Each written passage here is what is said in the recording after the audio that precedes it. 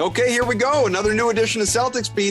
This one, look, people have been asking the I don't know, 6 of you that reached out to me, where's the new show? Where's the new Celtics Beat? What is going on? And you know, normally we do drop on Thursday or Friday. So this is not irregular. It's just, you know, we didn't have a show since the Milwaukee series ended to then preview the Miami series. And I think it just feels off. And now we're sort of jumping into this thing 2 games in. But I guess on the bright side, we really didn't miss anything. Adam Kaufman, Ian Thomsen, as mentioned in the intro, longtime NBA writer. It is now a best of 5. So throw out all that best of 7 stuff. Doesn't matter anymore. They split in Miami. It's a best of 5. And the Celtics, at least for now, hold home court advantage with game 3 coming to the Garden Saturday night, or as we chat right now, tomorrow night. So should be a lot of fun. And Ian, I mean, there are a lot of very specific points to this series, 2 games in, game 2 in particular, obviously fresh in our minds and looking forward and all of that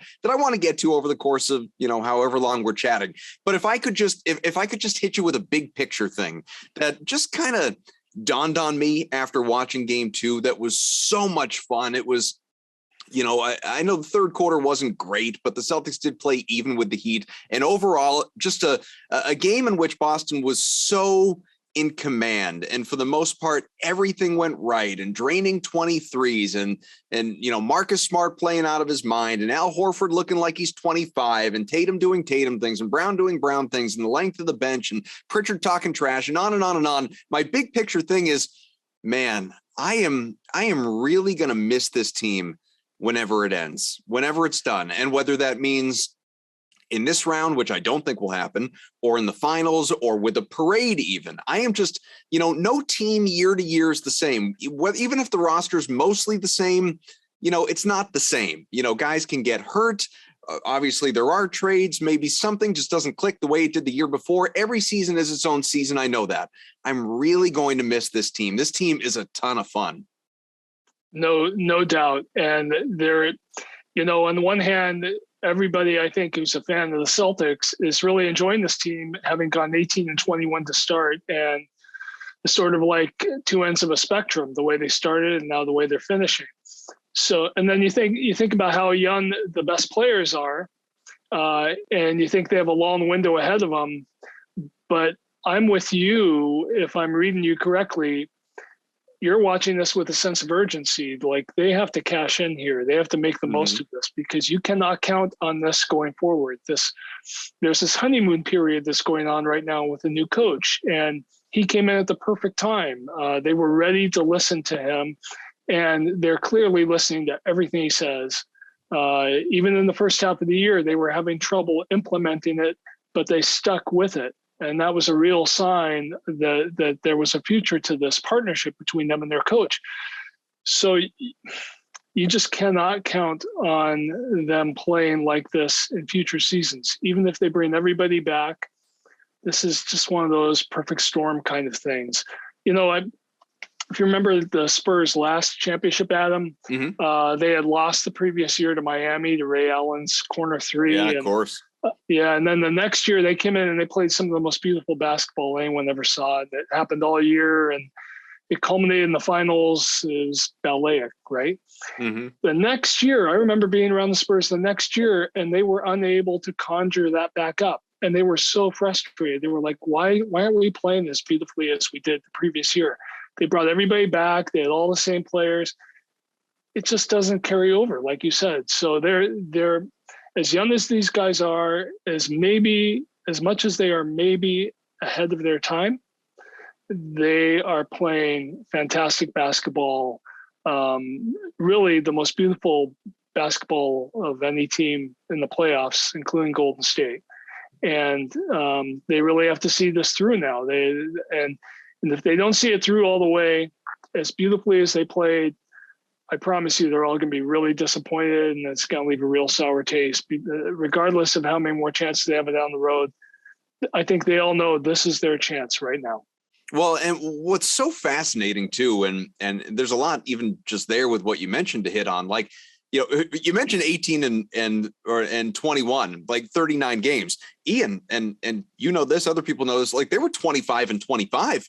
They were 50 games into their year with 32 to go in the regular season, before they just became virtually unbeatable, obviously. And have been carried over, into the postseason and what they've continued. And over the course of that, they went from, did they hire the right coach? Do they have to trade one of the Jays to make this work? To, man, what kind of chances do you give them in the playoffs? To, are they contenders? To now where we are, which is not only obviously are they contenders, they are, but it's, are they favorites? Like, should they, of the Final Four, Miami, Dallas, and Golden State being the others, should they be the favorites to win the championship? So the evolution of this team has been so fascinating. I don't want people to, I don't want to set the wrong tone for this show for anyone out there listening. I don't want people to think I'm sitting here being Debbie Downer and like, man, enjoy this while it lasts because next year's going to suck. Horford's going to age overnight if they bring him back overall, and Tatum or Brown or, Rob Williams or Smart, or like somebody's going to suffer a catastrophic injury. And there's just no way. That's not my point.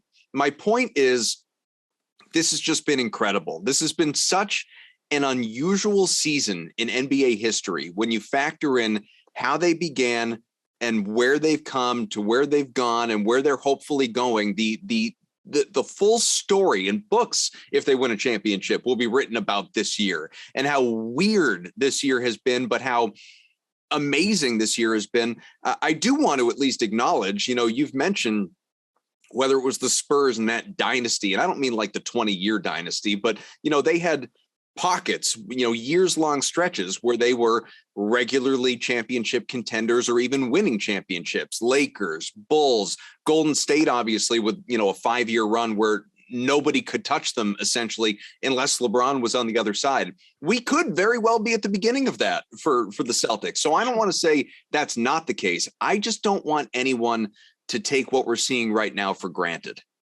Yeah, you're saying live in the moment, right? That's all you're saying. Just enjoy this and don't look ahead, really. Just enjoy this for what it is, knowing all that's gone into it, all the years of investment in these two young players. And all the Celtics fans, they've seen the growth of these two guys and Marcus Smart and other guys on the roster. Mm-hmm. And all the times when there were doubts about what it was going to turn into. And did Jayson Tatum have that passion? A year ago, whoever would have thought that Ime Udoka would be coaching the Celtics? Sure. I mean, who was thinking Brad Stevens was on his way out? These things happen fast. There is a lot to talk about. I mean, I actually think Brad Stevens deserves a lot of credit as coach going in. It's easy to trash him now, but he's the setup guy. Mm-hmm. For all this. He laid the foundation, and you see that with other teams, right? Doug Collins kind of did that for the Bulls, or who else? Dwayne Casey did for the Raptors before Nick Nurse came in. I have one more. Mark Jackson. Yeah. With the Warriors. Yeah, for sure. Set them up defensively. A bunch of offensive players became defenders under him, and then Steve Kerr came in. And so that's sort of what Brad has done. And then knowing the roster as well as he did, made the finishing touches to it, to fill in what they were lacking.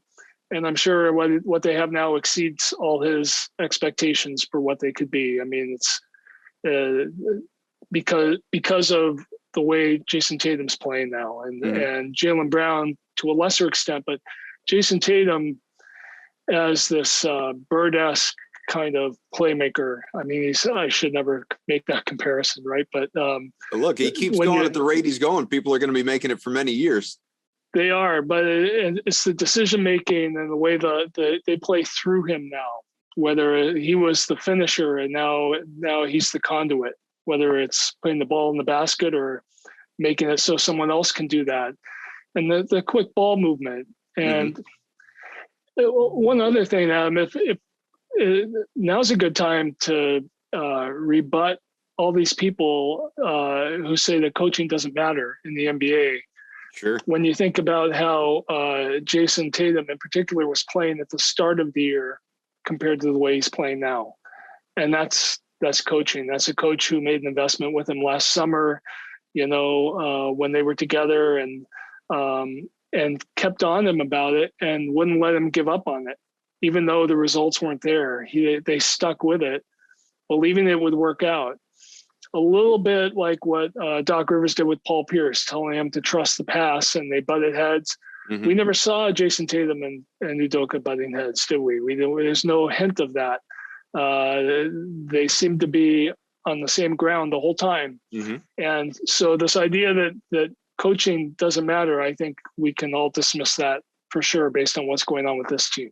Well, and I think too, it's a little, and I'm not saying this was your intention, obviously, but I think it's a little, trying to think the word I'm looking for. It's almost unfair, or it doesn't give enough credit when you refer to a guy like Brad Stevens as a setup guy for this reason to me, because he did more than, lay the foundation just with obviously the, so much of the roster having played for him. And, is stylistically, like, very rarely do you see obviously a guy go, I don't know how many times this happened in the last, say, 30 years. I'm sure in the earlier days in the NBA, it was, maybe more common, but how often a guy goes from directly to from head coach to the top decision maker, president of basketball operations, within the same organization year to year, to where he can, and I don't want to suggest like, not enough, like, I don't want to take any credit away from Danny Ainge. I think Danny Ainge is perennially underrated, quite frankly, in the way that he rebuilt this organization multiple times. I think his drafting doesn't get nearly enough credit, but because, maybe where we are, or look at the scoreboard, if you will, like, people sort of cling to, well, how many championships did he win in his almost, in 15 to 20 years in Boston?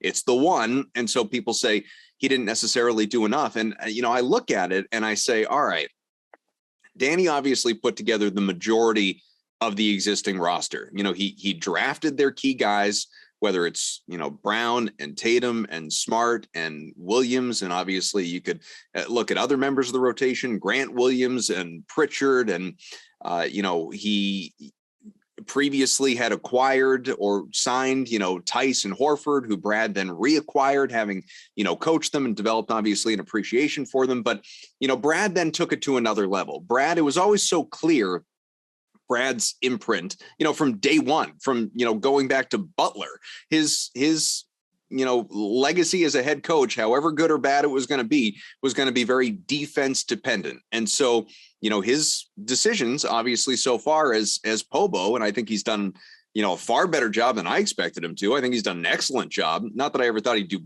poorly, but he's done really, really well. Like, I don't think you can even point to a trade that he has lost to this point, even at worst, if you will. And, for him to, again, just put his imprint, further from head coach to now in this role. I'm going to hire a defensive minded head coach who's maybe a little bit tougher, mentally or audibly, or just in demeanor or whatever than he was, and coach these guys just differently. They needed obviously a change of pace. Maybe they needed a guy who played the game at the highest level like Udoka. Maybe they needed a guy who came from the Popovich tree. Call it what you want, obviously, but a defensive minded guy, and then goes out and obviously reacquires Horford, reacquires Tice, brings in Derek White. Congrats to him, by the way, on the birth of his new son, Hendricks. He has shaped all of this, to a place where then Ime can obviously take the baton and take it to where it's gotten. I just think it's been such a collaborative effort. I know I'm rambling. It's been such a collaborative effort to what they've been able to do. It's a large part of, I think, we always talk blame pies. It's like credit pie, is another thing that we never do. And there's so much of it that can be sprinkled around. Truly. And just think about how much humility Brad has had to show. I mean, this has been he's been a prodigy as a coach everywhere he's been. First at Butler, and in his early years at the Celtics, people would ask, is he the best coach in the NBA? I always felt like you have to prove that in the playoffs, but he looked like a guy that could be the best coach in the NBA someday. And but for him to become the president of the team, having been the former coach, and then to go and hire a coach that essentially fills out Brad's own weaknesses. So for him to hire Ime means that he was saying to himself, I lacked in this, but this guy can fill it. I wasn't able to do this, but this guy can do what I didn't do. And some guys, it's almost like when you see retired players complaining about the modern generation of players, and they say, oh, it isn't as good as when I played, or when I played, we were tougher, or whatever. Brad easily, someone in Brad's position easily could have gone in and tried to fight his old battles and say, no, you're going to do it the way I tried to do it. And, I was right when I was coaching. They weren't listening, and I want you to do what No, he put them on a different track. But by doing that, he's implicitly admitting to his own weaknesses. And that is a team-minded person. That's what he asks of all his players to do, right? He asks them to confront their own weaknesses and get better at them. Well, that's exactly what he did with this hire. And then taking what he knew as a coach and trying to give the resources to the new coach so the new coach could do better than he had done in the past, which again isn't going to make him look better. It isn't going to make Brad look better. People are going to be saying, boy, this guy's a lot better than the last coach we had. He knows that, but he wants that to happen. He wants it to happen. So, I just think in this modern world, big money, big fame, big egos, this guy really has been the same thing all along. It's never been about him. It's always been about the group, about helping players get better. In this case, it's helping new coaching staff do the best they can. And I just think it says a lot of him that he was willing to make a priority the thing that he's always preached. Do you think, and I mean, we're well off course. We haven't even talked about this series yet, but, I was planning on saving some of the big picture stuff at the end, but I find it really interesting. Do you think, like Brad has certainly in various radio, TV interviews over the course of the year, sort of hinted at or flat out said aspects of coaching he absolutely doesn't miss, the fact, like, pining over game film late at night, not obviously when you're looking to scout a guy, but, game to game, preparing for matchups and like sleepless nights because of a loss or, whatever it may be, or, who's going to start tonight?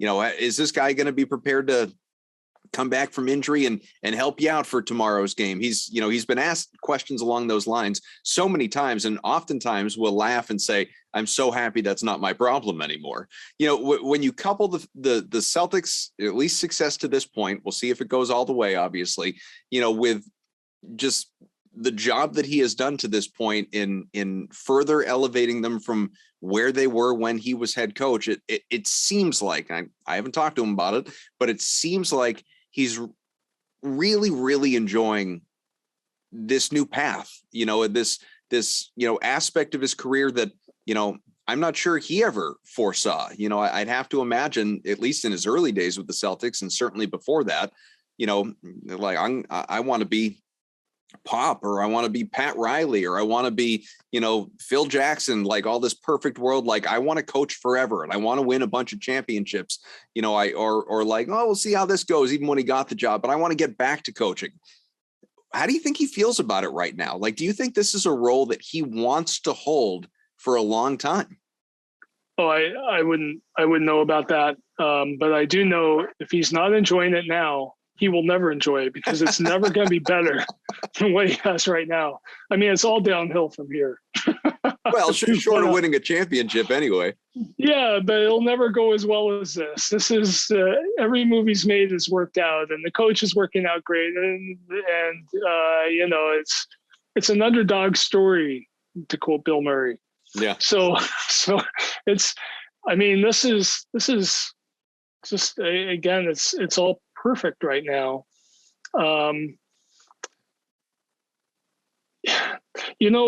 Adam, when you look at the roster individually of the players that they have, mm-hmm.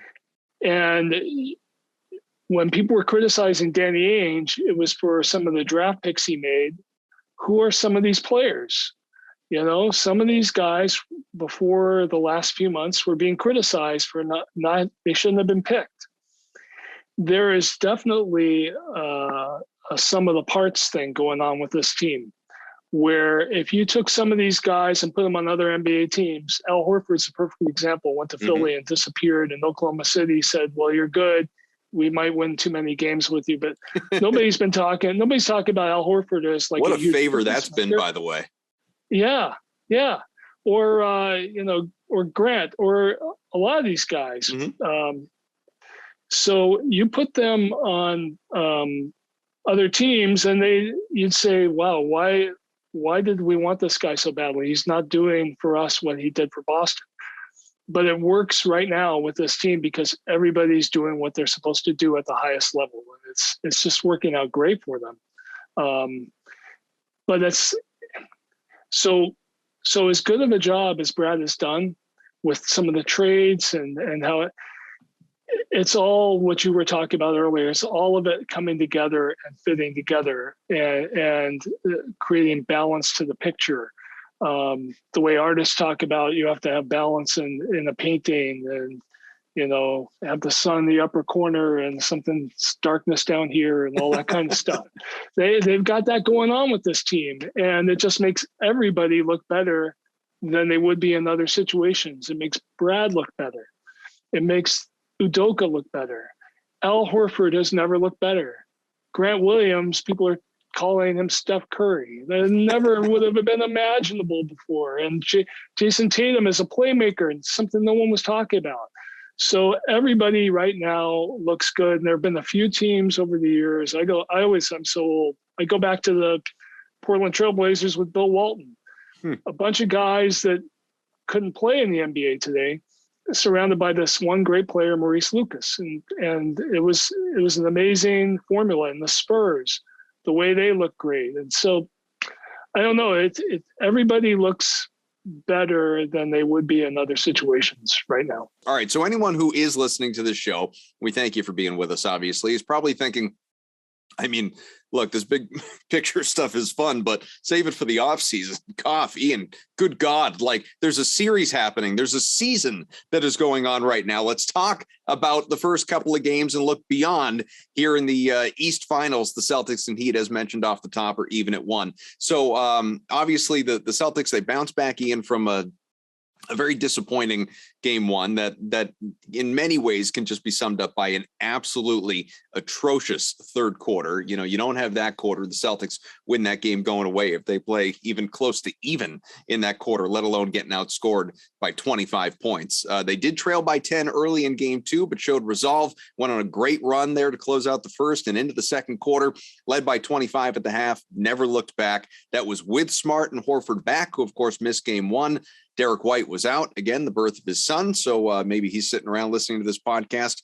And what was great is you had the blowouts. You could get the starters out with 6 or so minutes left and get some rest for guys going into Saturday in game 3 back in Boston. I felt, Ian, I know we didn't have the podcast in between, but I certainly said it on Twitter and other places where I did interviews that I had the Celtics in 6 going into this series. I have no reason to feel differently about it right now. I'm not going to sit here and proclaim, series is over. It's a best of 5 in Miami. There are aspects of the Heat that are still very, very scary that, still give me nightmares going back to the bubble. But what I've seen so far in these 2 games, and I could get more specific, but obviously I want to hear from you, is the Celtics to me are so much better than Miami. They're just so much better than Miami in so many different ways to where, I truly believe, put Vegas stuff aside.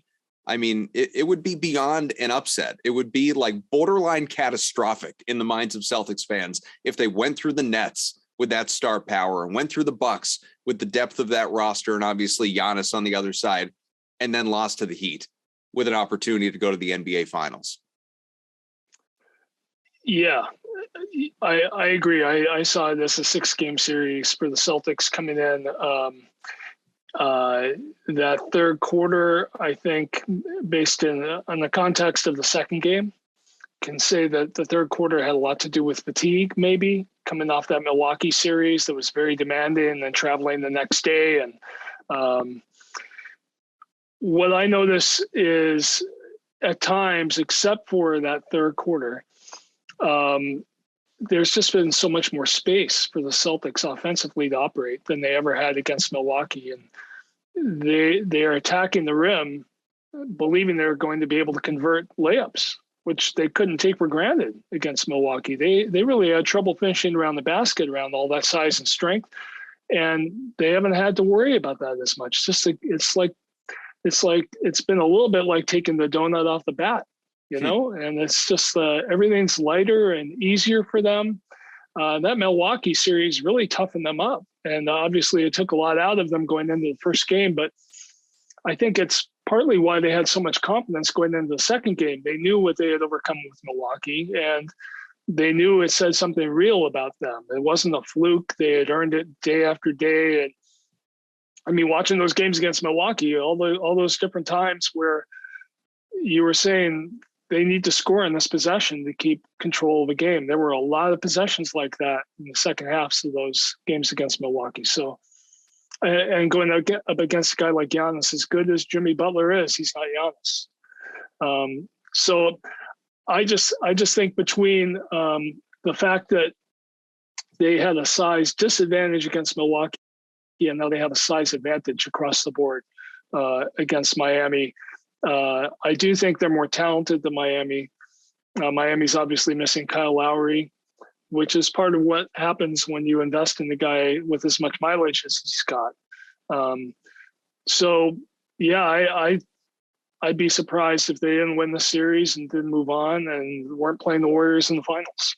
Well, let's just preview that series then. We don't need to worry about the Heat anymore. No, I think one of the there are a couple of things. Well, there are so many things, but I think, first off, and this is again more just a bigger picture thing, the resolve by the Celtics, it goes back to the regular season as well in that second half, but in particular, obviously here in the playoffs, because that's what matters most, because you're playing the best competition. The resolve from the Celtics, the resilience, just the attitude, there's so much grit, there's so much confidence, there's so much there's no letdown, there's no quit, they're 4-0 now with that win in game 2. They're 4-0 after a loss in these playoffs, obviously the 3 times against the Bucks and most recently against Miami, but they've won those games in such dominating fashion, Ian. I mean, they've won by an average of about 17, 18 points. Jayson Tatum has gone off in almost all of them. He's averaging north of 30 points in those 4 games, and he's shooting,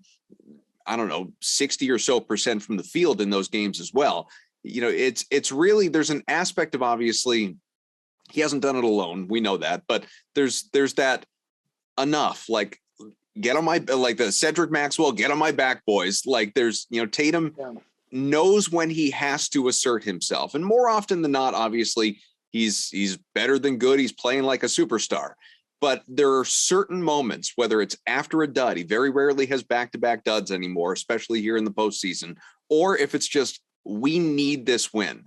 It's not mathematically a must win, but this is a must win. We cannot drop 2 games in Miami going back to Boston. We have to win this game. And he wasn't the top star in game 2. I would argue that was smart, but he was the leading scorer. And he did shoot incredibly well, and he only took 13 shots. He was amazingly efficient. To your point earlier, he knows, he's confident enough now and trusts his teammates enough now that he says, all right, I'm willing to pass the ball because I know I'm going to get it back.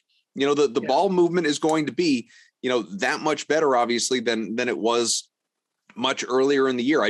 Collectively, there's, again, something about this group that there's just that little bit of attitude or a lot of bit of attitude that it shines through. Yeah. And you see it in teams that, I'm not saying the Celtics are going to win the championship or definitely going to win the championship, but that's the next show. We'll talk about that on the next show. Well, but you see it in teams that do win championships. You saw it in the Red Sox last time they won, sure, where every guy was going up to hit. And who was the MVP of that series? I mean, it was Steve Pearce. Yeah. Steve Pearce is of all people. Grant Williams. Yeah. So it just got, everybody is swinging the bats well, and you're getting all this timely 2-out hitting. And that's what the Celtics are doing right now. They're replicating that. And so part of it is, you have to have the talent and everything's coming together, but you have to be playing your best basketball at this time of year. And more so than any other team in the playoffs, the Celtics are doing that. Jayson Tatum, for him to show the resiliency you were talking about and to be the guy that sets that example for the rest of the players, for him to be doing it at his age, I'm of two minds of this. That first of all, he's ahead of schedule. Yeah. But on the other hand, how many guys have this many conference finals at that age and have this much experience and going up against a guy like LeBron James in the Game 7 and being credited after that game, and getting criticism the way he's done, and people demanding that he do more because he's in Boston and you're the leader of the Celtics and you should be, as you know, in other cities we'd be praising you, but here, no, you're getting criticized because more is expected. Most of these guys that win a championship at his age, they have an older guy alongside him, an older star alongside him, like Dwayne Wade had with Shaq, or I don't know. There's a lot of Magic had with Kareem. Mm-hmm. That's what Luka Doncic is missing in Dallas. He doesn't have that older guy. He's having to figure it out for himself, and this is his first time through. But this is not Jayson Tatum's first time through. This is, he's been through this before with different coaches, different systems against different opponents. The difference this time is when he went up against LeBron, he didn't have the wherewithal to outdo LeBron. Now he had the wherewithal to beat Giannis. He had the backing of teammates to beat him, but he had also come along himself physically and his skills, his vision for creating for others, his outlook, the resilience, the insistence that, no, we're going to do it now. I'm not thinking about next year anymore. It's now. This is the time right now. All of that kind of stuff is making him into an older player than his birth certificate says. One of the other just really big aspects to this series so far, at least through two games, is, you mentioned Jimmy Butler, and we could talk all we want about Jimmy Butler and his big games and the fierceness of him as a competitor, like Eric Spoelstra talking. I don't remember the exact quote, but it was something to the effect of, a lot of guys, some play to play, some play to win, some compete for titles, or however exactly he phrased it. I'm butchering it, but it was like Butler's the cream of the crop when it comes to competitiveness was the general message. And he can go out and have his big games, have his big third quarters, draw all those fouls, get to the free throw line. Like I respect Jimmy Butler and in the sense that he's a very, very good player. I don't look at Jimmy Butler the way I look at KD or the way I look at Giannis. Maybe I should, because he's an elite clutch performer. He really is. But I just don't think Jimmy Butler is going to beat you by himself. He's not going to drop 50 on you, typically. I know he had the 40 whatever in game one, but he's not a guy. He might steal you a game, but he's not going to guy that's going to win a series by himself. He needs help, obviously. And whether you're talking about hero, sixth man of the year, some of those other complementary parts there. But what I'm drilling down at is Bam Adebayo. I still, when I think back to the bubble and the potential for that Celtics team that year, Bam Adebayo was the one that wrecked it. They had no answer. No answer. You want to talk about Duncan Robinson and Hero and all he did, and obviously Butler. Bam was the reason they lost that series. They had no way of stopping Bam Adebayo. They just couldn't do it. He averaged, I'm looking at it now. He averaged 22 points, 11 rebounds, 5 assists, and a couple steals a game in that conference final in 2020. So far, a couple games into this one, 8 points, not even 7 rebounds, less than 2 assists.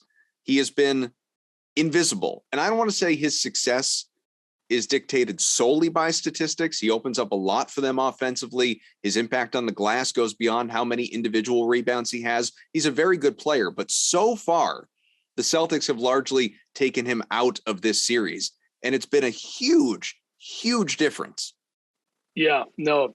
And that, again, I think is the Milwaukee series, just conditioning them to deal with someone like him and bottle him up. And they were trying to do that with Giannis, and they really couldn't.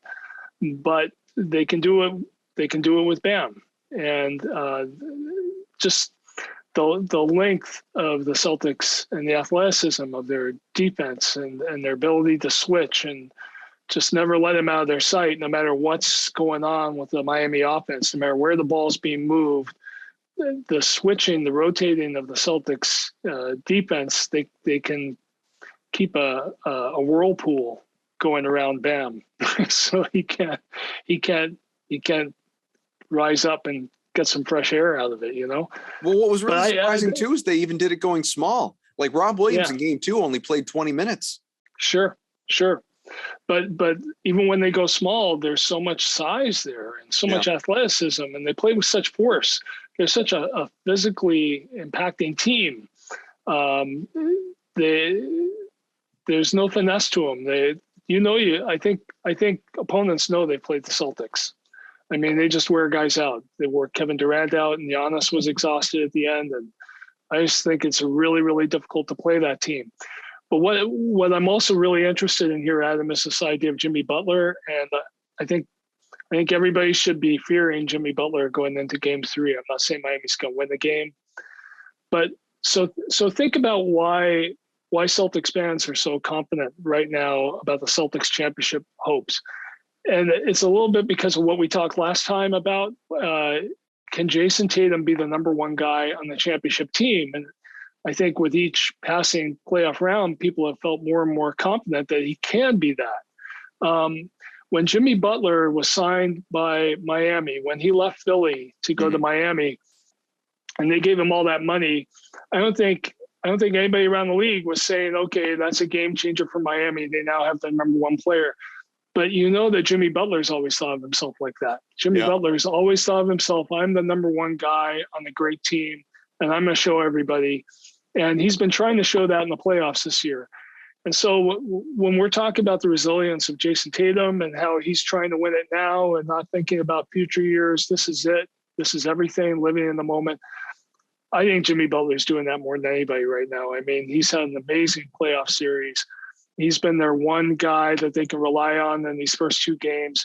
And I think he's really trying to prove something here. This is his moment in his career. If he doesn't do it now, is he going to be too old in future years? Is the team going to be as good around him in future years? He knows better than anybody. You can't take for granted what's going to happen next year. This is his time. He's laying it all down here. And going into game 3 in Boston, I think he's going to be saying to himself, I've got to play the game of my life here. I've got to show who I am. Never mind all this Jayson Tatum talk.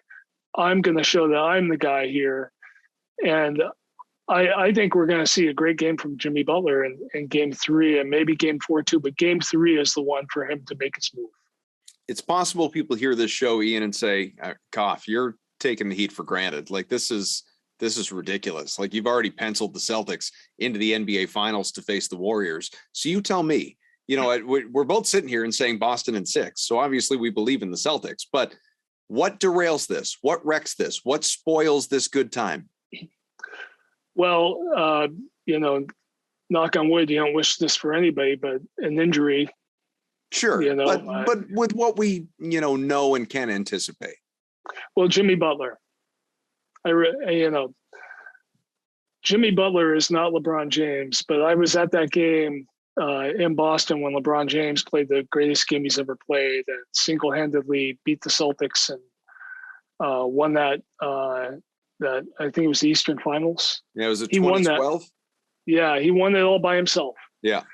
Jimmy Butler isn't going to dominate like that, but he has enough around him where if he's occupying enough attention, if he's going for 40 with a lot of assists and everybody's having to worry about him more so than normal, then maybe Bam does have a better game now. And maybe the other guys, maybe Duncan Robinson, who started to play in the second half the other night, maybe he's starting to make shots and maybe he creates confidence in them that they didn't have before. And maybe he's making plays on defense, which he can do. He can create instant, easy baskets at the other end with the way he steals the ball with his instincts. So that to me is the one way I can see the narrative being changed a little bit, maybe not throughout the entire series, because we've seen playing against the Celtics, it's hard to make it last. It's hard to endure for 7 games. It's hard to play at that high level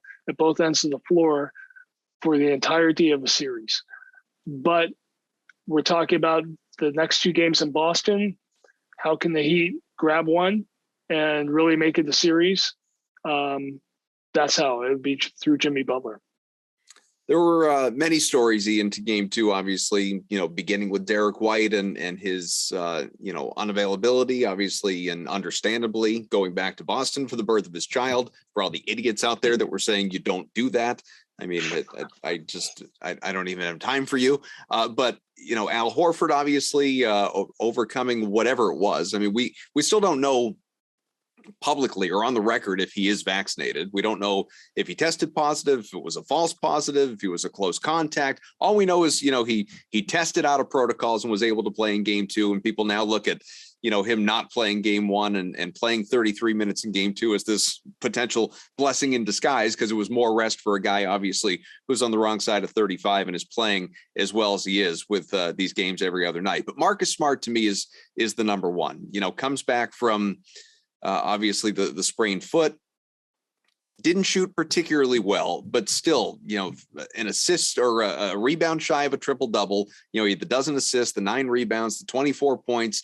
He had the 3 steals. He was a plus 31. Like, he was exceptional, both ends of the floor. He had a great game. And it's just so funny to me, I guess, in a lot of ways, that like the guy just won Defensive Player of the Year. He's had so many big moments, so many big games already in the playoffs this year, never mind throughout his career. But still, like, he's being asked these questions post game about, do you feel you're finally kind of starting to get appreciated as a point guard and within this role? And what does this mean to you? And where does your toughness come from? What's your mindset? And all this, so we're really seeing sort of in real time, this exponential growth for Marcus Smart, especially, after signing a big contract. It's so rare that a guy signs a big contract and gets better after the fact and actually cares to get better after the fact and puts in the work to get better after the fact. And this is a guy that is, he's just, I don't know. I'm a smart truther. I am. And I feel like there are a lot of people that either you love him or you hate him. He's incredibly polarizing. There's no in between. And I am a guy who will never see the opposite side. I'll recognize the bad games or bad moments, but more often than not, I love and I trust Marcus Smart, Ian, and I'm happy to see it. I feel like this is a guy. I've always said, to win a championship, you need a guy like Marcus Smart. We're going to find out this year if he is that guy for this team. It's been a hard road for him, right? And it takes a big man for you to say what you just said, Adam. Does it? No, I'm joking. You were just really opening up, and it I know. Me. I'm going to lie down on the couch soon. I have a lot to share, a lot to get off my chest. Yeah. No, you know what though? I mean, Marcus has been. When you watch Marcus play, especially as a young player, you saw the future of the Celtics through him, right?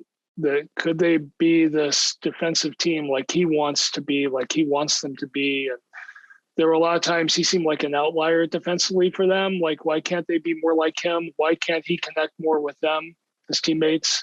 Why can't they be on the same page?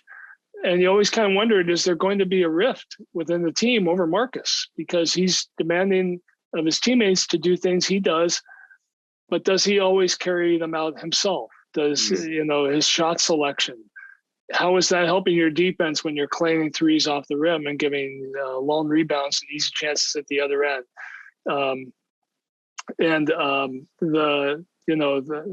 The fiery play that gets you in trouble at times, the fouls and all that kind of stuff. He was sort of like a guy ahead of his time, and he hadn't figured it out himself. He knew who he wanted to be. He knew what the team wanted it to be, but how could they get there? And now it's sort of all caught up. Everybody's there. There aren't many shots that he takes now where you say, please don't shoot that shot. You want him to shoot them now, but he does it. He does it right in the rhythm of the game. He does it when it's the right time to do it. And he's making so many of them now. So many of those threes, you can see it's not forced. When you're making them at the rate he is, and at big times in the game, there's a confidence built into it, and he knows he has the confidence of his teammates. I think it's really hard to shoot those shots when you know your teammates are saying, don't shoot that. Now, how much more pressure is there on you to make it? Right. You know, knowing that when you get back down the other end, you're going to be getting these looks from Jayson Tatum and Jaylen Brown. So for when I think what we're going to do is look back at early in the year when Marcus went at Jayson and Jaylen and said that they're holding on to the ball too much, and that did not blow up the team the way it blows up so many younger teams in the league. They can't get over a little thing like that. But on this team, I think there's enough, you can tell from the outside that there's enough respect between the best players, among the best players, including Marcus.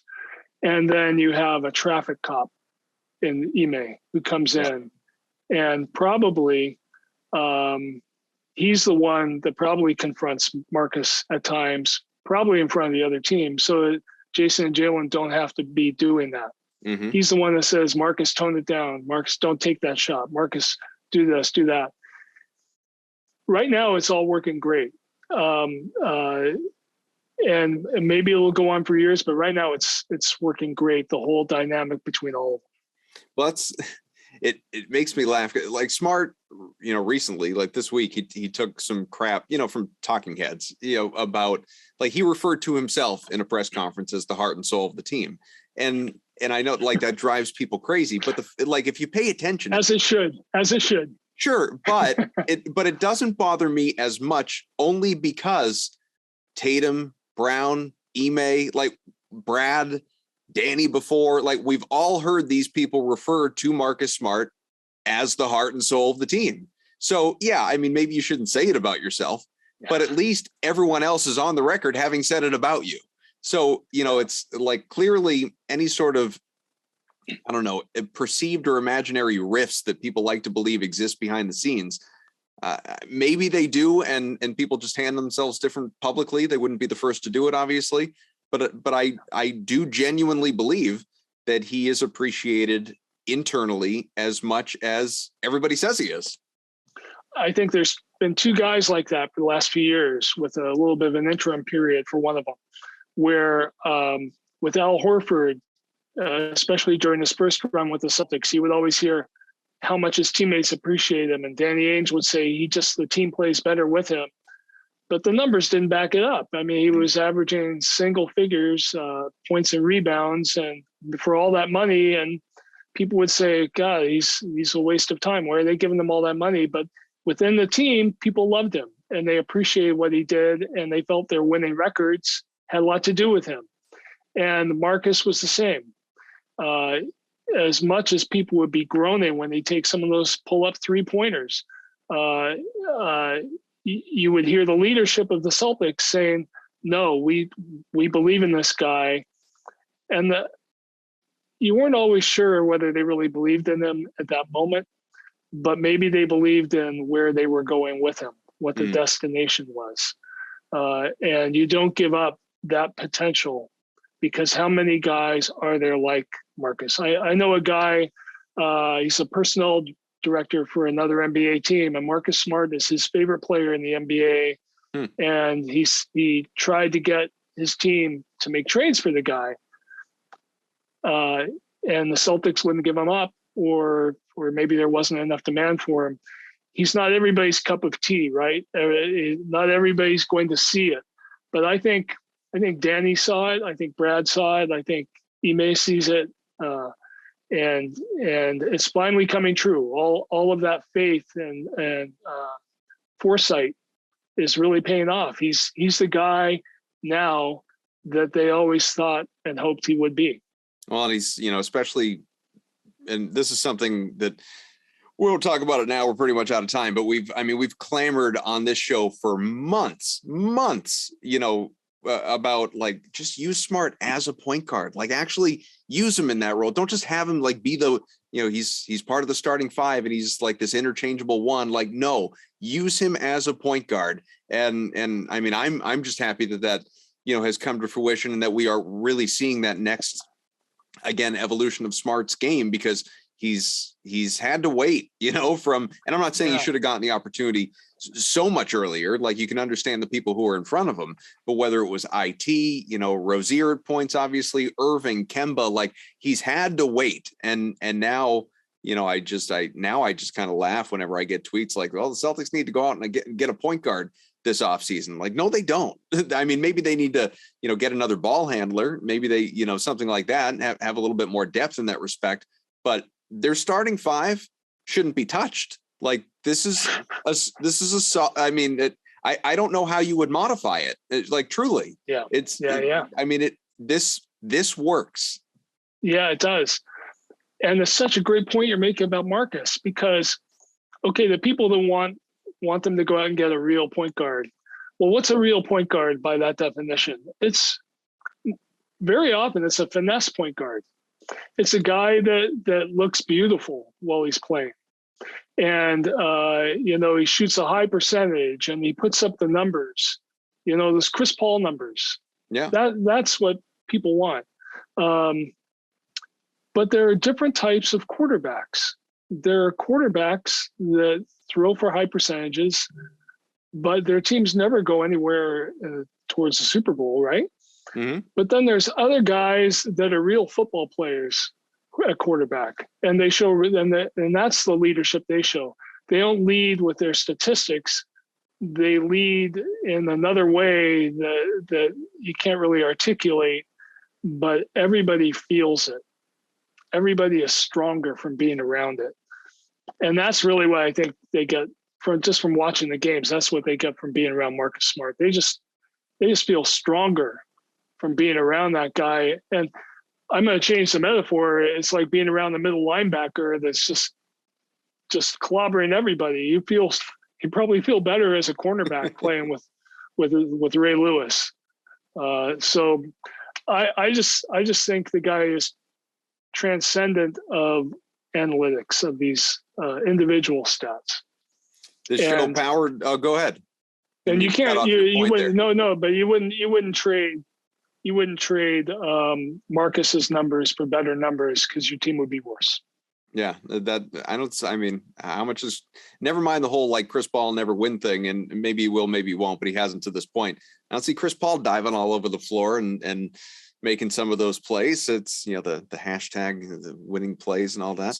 Ian, obviously, first and foremost, thank you so much for your time. This is always a great pleasure and thrill for me. But in addition to that, hopefully we get another month of this, because like I said, I don't want it to end. This is fun.